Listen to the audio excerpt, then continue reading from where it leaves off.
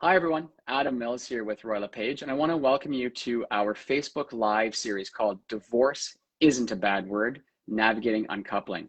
Our team over the last year and a half to 2 years has seen how much of a toll COVID has played on people's relationships, and as a result, we wanted to put together a resource whereby we'll be speaking with a bunch of industry experts about the different pieces or the different, aspects of the uncoupling process to get as much good information as we can to support those going through that process.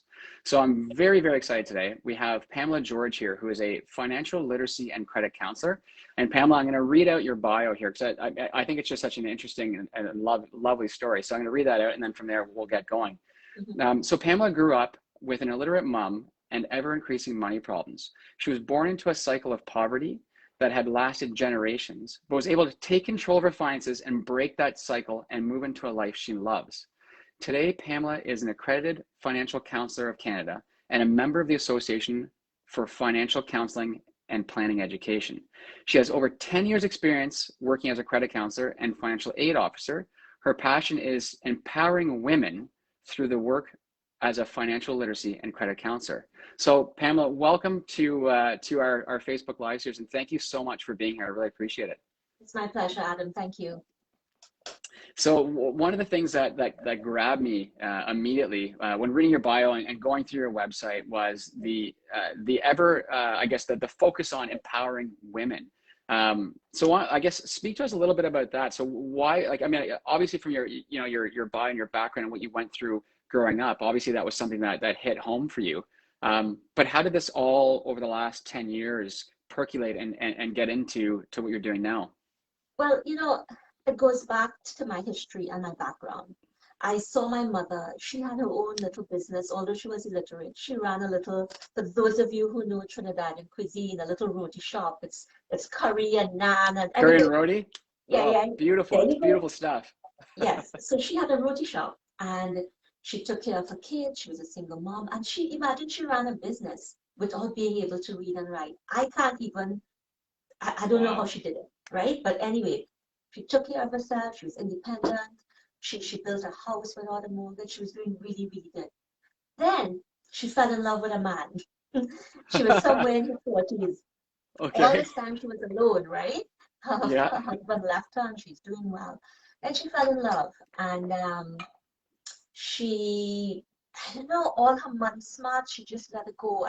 And that happened many years ago, and I see it now. When women in particular couple up, they feel they need to shrink a little bit, not show off their money savvy ways, or they just need to just make themselves small so the man, and I'm not saying this is with every situation, but generally speaking, women tend to not want to show up how smart they are about money because sometimes they tell me the male, they're a little bit intimidated by it. All right. So anyway, my mother, she had her own house, she had her own business. Within 2 or 3 years of meeting this man, she lost it all because she sold her property, built a massive house on his land, and with Trinidadian law and all of that, it was his house. She signed over stuff without realizing she signed over stuff. And I kid you not, within a week or two of completing the house, he threw us out, literally. So it's my mom, myself, and my younger sister. Threw us out in the streets. And it was so Hollywood cliche, Adam. It was raining, it was dark. So come on. Right? And there's my mother with just some little bags, some little grocery plastic bags, having nowhere to go. And from that time, I must have been about 10, 11, until my mom died when I was 19. We lived, like there's a saying, I'm not sure if it's here in Canada, lived pillar to post, meaning knockabout everywhere. She'll go and say, can we spend a week at your place? Can we spend 2 nights here? Can we? That's what we did, right? The longest we stayed somewhere was 6 months, and that was in somebody's garage. And let me tell you, a garage in a developing country is very different in Canada, right? Yeah. So it wasn't a heated or air conditioned garage with no. Okay. It wasn't. We had one bed in the garage. The 3 of us slept sideways, across. There was a little tabletop stove with 2 little burners, clothes in a box, and that's what I lived.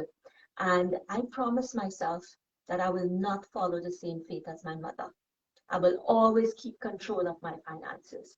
And I was able to dig my way out of poverty over the years. And now I'm living a very comfortable, and I would even say a prosperous life. But what I see is that other women are making the same mistakes my mother made. Different situation, they can Mhm. read and write, they're not illiterate, Yeah. but they're making the same mistakes. And I feel that women, money is different for us, Adam. The way money speaks to us, the way it comes to us, the way we relate to it is different than it is for a man, generally speaking. And what I see is that most times women, they tie up, or they marry the money and the love together, and they can't separate it. They feel that if they're in a relationship and they're in love, they cannot have their own financial independence because Mhm. that somehow means they're not as in love as they should be, or I can't show my money savviness because it will intimidate him, or whatever the reason. But Right. the end result is women, even those who know about money, know how to handle money, more, they go into a relationship and they cower and they make themselves small. And then, and it's fine if the relationship goes well and the money is equal and all of that, it's fine. But then when things go south, when the marriage starts falling apart and you realize you've given up your power and you haven't kept up to date with how to manage and what to do and your skills and all of that, and then you suddenly facing divorce, then what happens at that point? And that's when clients come to me. They're like, what the Mhm. hell? What do I do now? They gave up their power. So I work with these women to say, listen, okay, you at this position right now, you're feeling vulnerable, you're scared, all of that, but there's hope. Yeah. Let's figure this out, and I help them through that process. So Well, it's and a one of the long things that answer to your question. I well, apologize. no, it's good. But one of the things that I pulled off from a site, something you said is a lot of women stay in bad relationships because they feel like they can't financially support themselves on their own. So, Yeah. and I think, I mean, it's probably similar in the sense of what you went through and what your mom went through. I mean, it definitely to not to like you said, not to the same degree. Um, but it's that just feeling trapped, and do you think that they're trapped or feel trapped because there's a lack of knowledge or lack of information, a lack of guidance? Like what's making making women feel trapped like this? It's all those things. It's lack of information, lack of knowledge, and all of that lack erodes on their self-confidence, Right. right? Not having that makes them feel less confident that they can do this on their own, right? And Right. what happens, as an example, a lot of women give up so much independence when they get married. They stay home, they're not working full time anymore, or part time even, they're full time, homemakers. Mhm. The account is no longer in their name alone. They have a joint account. Everything is in one. They don't have money separate. Everything is in one. So sometimes they stay there, even if there's confidence that they can do it on their own, they would stay in the marriage because just the uncoupling of the Yeah. finances seems like this big mountain of stuff. Yeah. So, It's so well, it's usually it's quite the like kind of tangled web oh my to God, it's a work task. through. It's a task. And I say to women, listen, because you want to keep your financial independence, it doesn't mean you don't love your husband. Like for me, I love my husband. I believe he's the best thing since sliced bread. Is he listening? I don't know. I'll make sure he hears this. Okay. um, However, I have my own bank account. I have my own money. I do my own thing. He does his own thing. Now, if something happens to either of us, we know how to access. We know what to do. But if something should happen, I can support myself. He can support himself. We live independent lives, although we marry, right? Mhm. And independent meaning our finances. So if and I've seen this, um, you're in a couple, one person has a problem with debt that you don't know about, more common than we know, Adam. Right. They go and they file for bankruptcy or consumer proposal because you have joint debt with them. Well, guess what? You know the mess Y- that. happens with that. Either That's the right. creditor is coming after you for it, or your That's creditors are right. helping because you're part of it, right? So all these things, I keep saying, women need to stand firm and stay grounded in who they are, in their financial independence, in their independence. In fact, I call it be a badass queen. That I throw that word out there all the time. A financially empowered badass queen would Well, not give that's up one of a your care. one of the programs you're running. You're going to be rolling out. Well, I don't know if it's badass. I have written down here in my notes, Queens who queens rule. who rule. Yeah, I like Yes. the badass queen though. That's a good one. I say when I work with a woman, my goal is to help her become a financially empowered badass queen. But the That's name of my amazing. membership, the name of Yeah, my membership is Queens Who Rule, right? We need to stay firm in who we are and what we want out of life. The other thing I see too is we get lost in the marriage, in the coupling, that women, they forget their passion, their hobbies. When I remember back in the day when I would work with a couple, as an example, I'll ask the guy, so we're building the budget. I'll ask the guy, the husband, so what are your hobbies? And I kid you not, they'll rock back on the chair. They're like, well, I have guitar, or twice a year I go with the boys. I go to this. They have a list of stuff, and they will yeah, tell me that's non-negotiable. They will tell me if I tell them they have to cut that yeah. out, forget it. Or it's the monthly night with the boys, or whatever, the guitar, the camping, whatever. And I'll put it in, and then I'll ask the woman, so what are your passions? What are your hobbies? And they have this blank look on their face. They don't know. And if I push a little bit and I challenge them a little bit, they'll say something that involves the children, Yeah. right?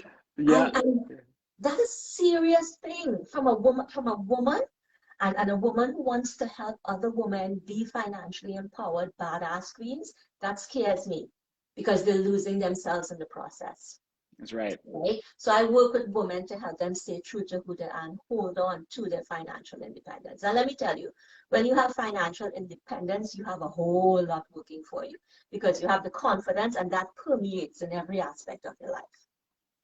Yeah, that makes total sense to me. And I mean, and we see it a lot too. And I don't know if it's something that's kind of come about through like culture or how it's evolved this way. But yeah, it's something that we see all the time as well. Like you ask women, what things you like to do, and again, I'm not saying all women, but a lot would say, oh, like you said, like they'll have an example of something to do with the family and the kids, and then you look at that and go, well, is that a hobby? Or is that just like, being a mom? Like that's a different thing. Like a hobby is a thing, in my mind at least, it's a thing for you that you like to do. Feeds your creativity. It makes you laugh. Right. It's fun. It's great.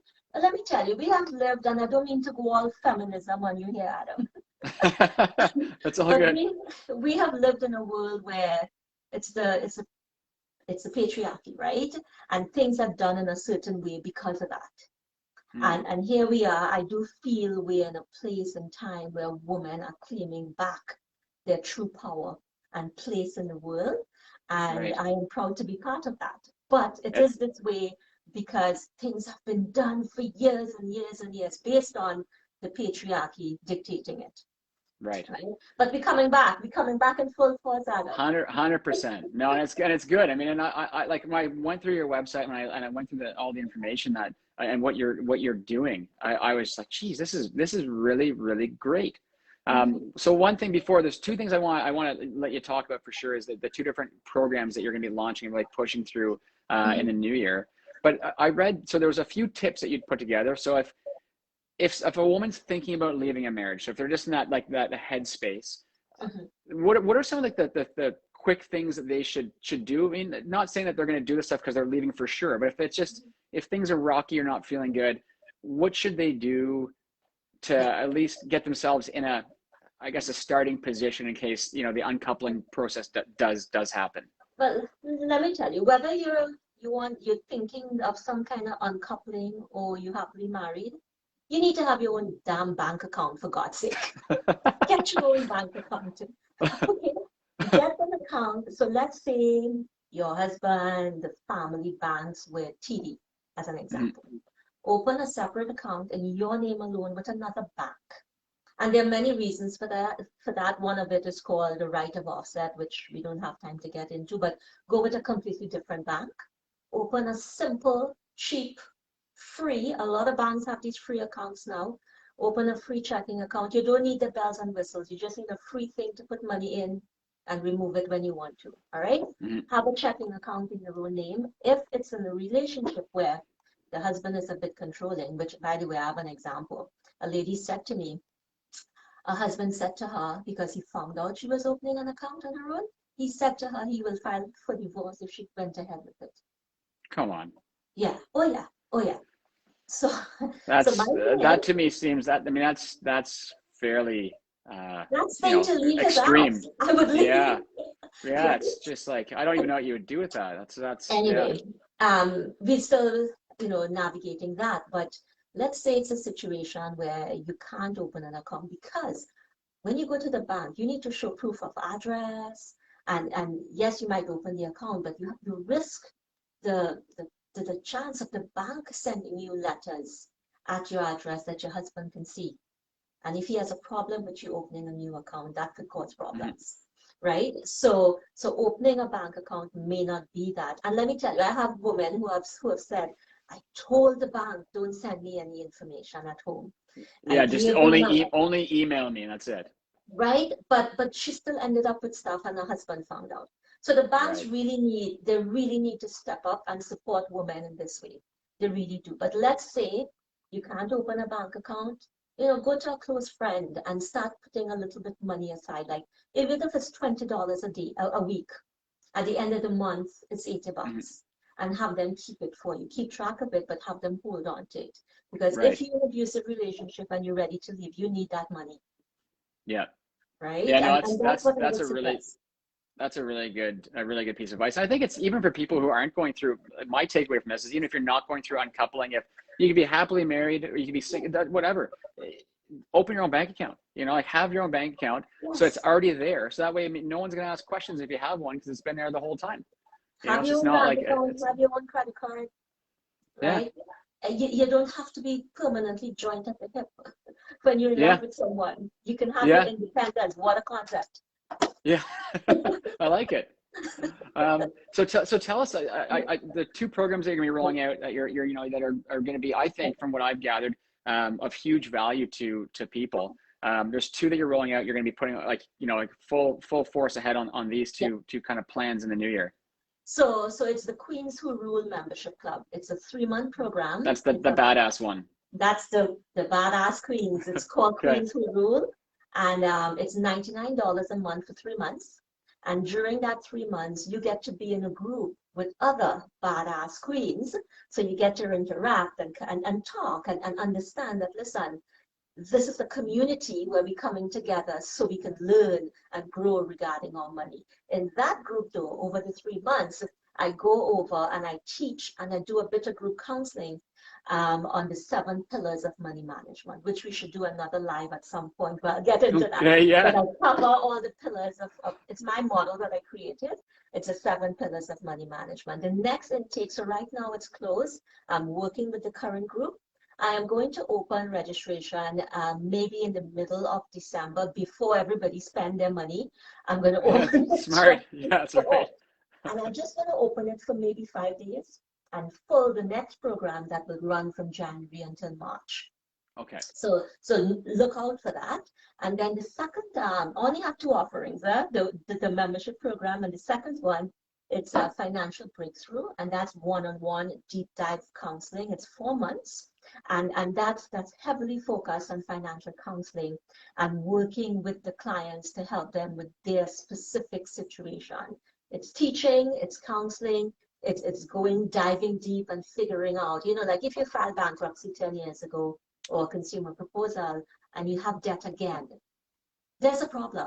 We need to Yeah. figure out what is causing that, right? Or if you continue making the same financial mistakes all the time, we need to figure it out. So we dive deep. We still cover the 7 pillars, but it has more of it's heavily focused on financial counseling. Yes. That's amazing. No, those are, I mean, both of those sound to me, depending on what your needs are, like just great options. Now, where's the best place if someone wants to do some more research on one of those two offerings? Mhm. Is there like a waiting list they can get on, or what's the best way for them to reach out to you for that? The best thing would be to go on my website and book a 15 minutes call with me. Reason being, Okay. I am picky with who I take on. Simply, you know, like the financial breakthrough, it's not cheap. And I want that when you pay your money to work with me, it's a good fit and I can Yeah. genuinely help you. So I don't encourage anybody to sign on a waiting list just because they want to. I say, let's talk first. Let's make sure you're a good fit, both for Right. the one-on-one program as well as the group. I need to know that we're a good fit and I can help you. So case in point, if you're not ready to do the work, I will say to you, you know what, as much as you're willing to pay me your money, give it to me, that's okay. Yeah. Hold on to it.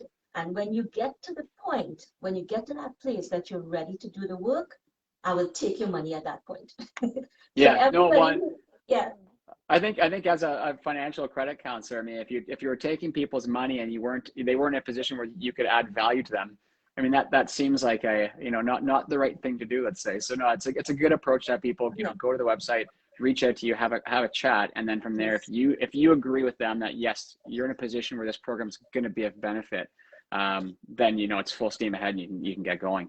yes, And so, what is the website? Just so everyone has it. sorry, yes. So it's Pamela George, financialliteracy.com. Okay, that's amazing. Well, Pamela, thank you so much. This has been amazing. It's great to hear your backstory, and I mean, hearing your backstory and what you went through, you can see how much that's ingrained in you that you want to make a massive difference for women out there. So the programs you have running, I think, are fantastic, and I know it's inspiring. That's for sure. Thank you, Adam. Thank you so much for having me. I really appreciate it. My pleasure. Well, and for everyone else, so this was our Facebook Live. Divorce isn't a bad word. Navigating uncoupling, and this installment was divorce and money: how to escape feeling financially trapped. And next week we're going to have another one coming at you. All right. Well, thanks so much. It was great chatting with you. Really appreciate it. Bye, everybody. Bye. Bye.